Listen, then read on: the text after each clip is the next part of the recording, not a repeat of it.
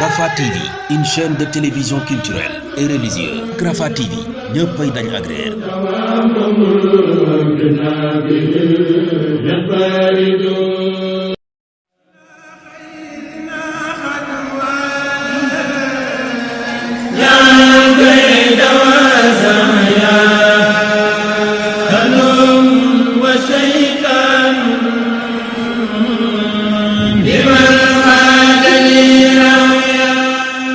dongay Sëñ Saaliw lañ ñu ko daan def ba ñu nekkee ci daara ji ñu ko daan jot saabu yi bi ñu nekkee ci daara ji ba ñu yewee ko ci daara ji ñëw ci dëkk bi doon ab kuréel at mu jot ñu koy dajale di ko yóbbu ci daara sëriñ bi loolu mooy jubluwaay bi ndax xam solos liggéey bi ak solos saabu yi la muy jëriñ ci daara ji loolu moo tax ñu koy dajale di ko yóbbu ci daara sëriñ bi. biñ koy tàmbali nag ña ngi ko sosee ci kanamu Sëriñ Saaliw radiyallahu taala anhu boobu nag ma ngi tàmbali yaakaar naa atum 2005 wala 2006 la woon. fekkoon na ko fi ñu defoon suñ kemtalaay kàttan ba yóbbuloon ko ay addiya suñ mbagi donge yi nga xam ne ñoom ginnaaw biñ wàccee ñoom ñoo jëloon lu mat 100 goros téeméeri goros saabu dem siyaare di ko Xelkom yóbbu ko ca donge ya biñu wàññeekoo nag ñëw siyaar Sëriñ Saaliw fii ñu toog tey muy ci keesam gii ci xay gi biñu dikkee xamal ne ko dañoo demoon Xelkom yóbbu woon fa ab liggéey boo xam te ne dafa jëmoon ci ay saabu yuy setal donge yi ci nawet ba mu ne loolu man na ko lool de yàlla na Sëriñ Tuubaa yokk mbooloo mi ak man gi boobu nag ma ngi tombeloon ci téeméer ci goros te nii may waxee tey jii nii jébbale na 3 junni goros yu topp te kon nag Sëriñ Tuubaa yokk mbooloo mi ak man gi day mel ne loolu moom day mel ne suñu borom dimbali nañu si. suñu objectif mooy daara ya nga xam daara yi nekk Xelkom ak daara yi sëriñ bi yëpp ñu dem ba li ñu indi ci saabu at mi du jeex buñu demee ba saabu bañ xam ne nag lii ñu fi indi doy na ci saabu ñu xool beneen liggéey boo xam ne daara ja dana ko yittewoo maanaam ñu commencé waat ci loola ndax ñun dañoo jàpp ne suñu digganteeg sëriñ bi lim fi bàyyi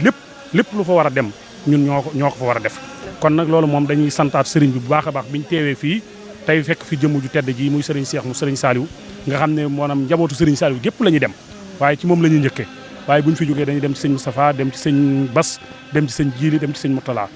mais ñu xam ni weeru août bu ñëwee muy août 2022 août 2023 août moom bu ñëwee rek mën ngaa tàmbalee dugal sa addiya ci mu jëm ci saabu yi nga fas ko ci yéenu ko ci 77 143 21 21 waaye bu août bii passé moom daa am ci leneen lu ñuy jublu ci Xelkom la ñuy jublu ak yeneen liggéey yooyu liggéeyal sëriñ bi ñu xam ni addiyey saabu ku koy yónnee mën nga ko yónnee le premier bala 14 bii nii bu weesoo loolu day mel ni ci beneen liggéey la ñuy jublu. comme ni nga ko waxee saabu yi fi ne nii jeex na bis ni ki tey mën na ne buñ fi jógee li ñuy waajaat mooy Xelkom gi nga xam ne sëriñ bi moo ko jël teg ko ci suñu loxo nga xam ne buñ jógee ci màggal jëm ci gàmmu bu ñu weesoo gàmm rek ci wàccaayu Xelkom woowu la ñuy dem waaye numéro boobu mu wax nag moom muy Xelkom muy lu mën a doon rek numéro boobu mooy coordonné mboolem liggéey yu ñuy am kon bu ñu jógee ci Xelkom gi tamit même numéro boobu mooy coordonné waaye comme ni mu ko waxee nag dafa am solo ndax liggéey tamit booy liggéey da ngay xam ne fii nga toll bii liggéey laa nekk kon ñu xam ne saabu yi moom jeex na ko bis ni ki tey.